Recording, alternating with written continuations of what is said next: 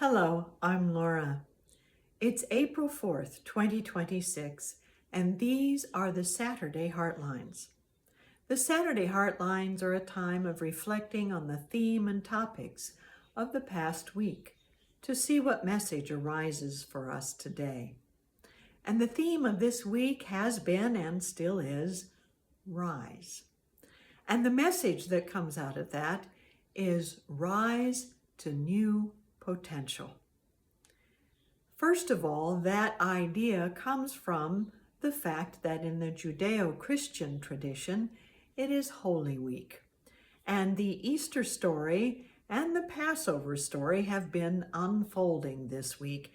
And they are both stories of moving through dark times into the light of new life.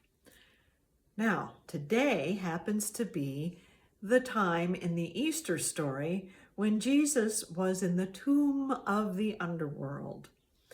And a deep, dark experience often occurs for us when we are troubled, when we look at what's going on in our headlines and we don't know where to turn or what to do. We call it the dark night of the soul.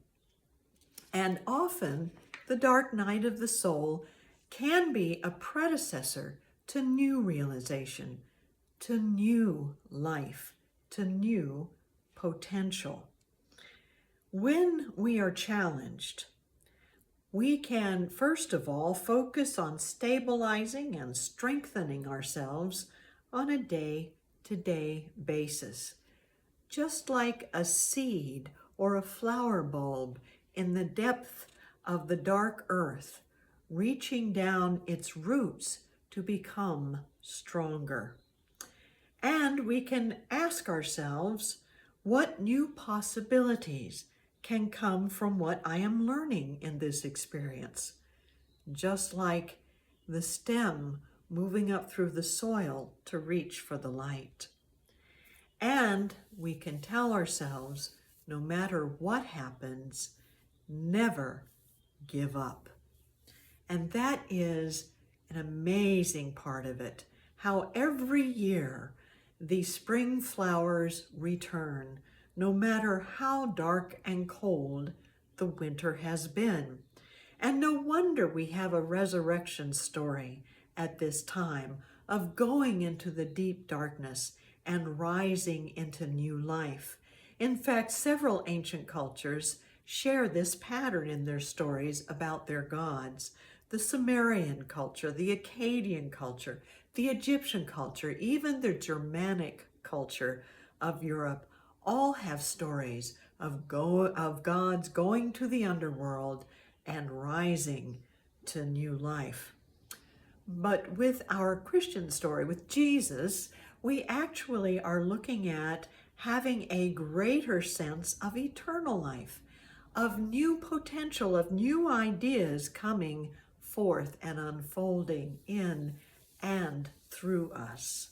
So whatever your religion or non-religion might be, it is time to rise to new potential, as given in our topics of this past week, starting with Palm Sunday, when we looked at the courage in that story of Jesus coming in humbly to Jerusalem, knowing what was ahead, and connecting with the community there to stand up to the tyranny of Rome and say, we are free and we can choose what we choose for our spiritual life.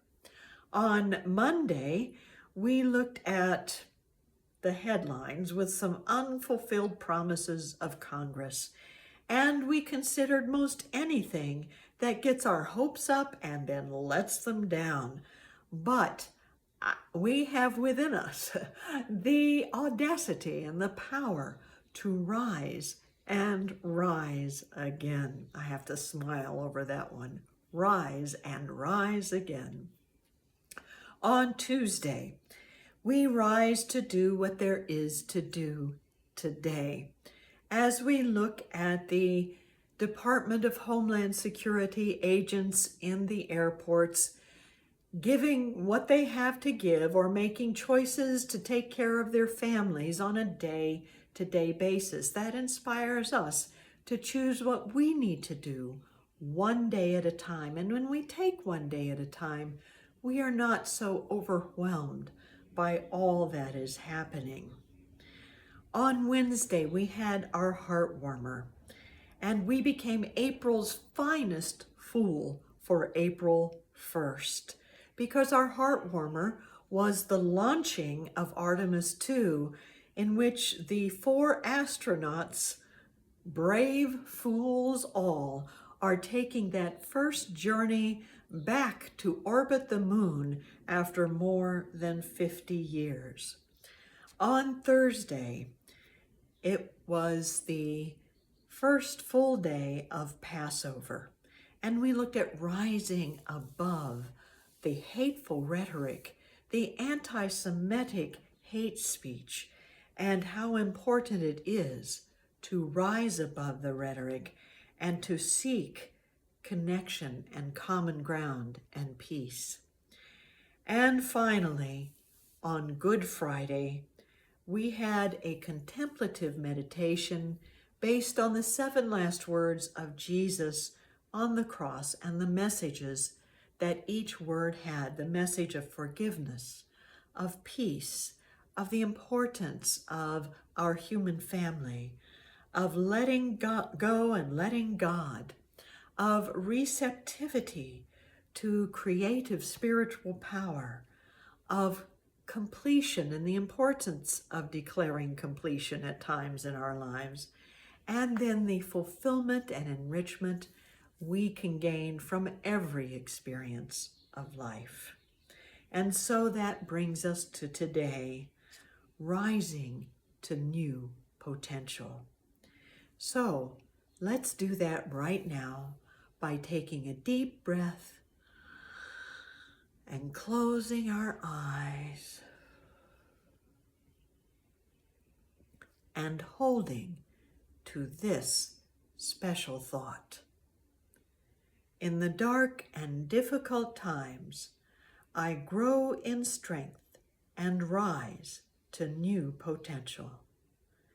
In the dark and difficult times, I grow in strength and rise to new potential.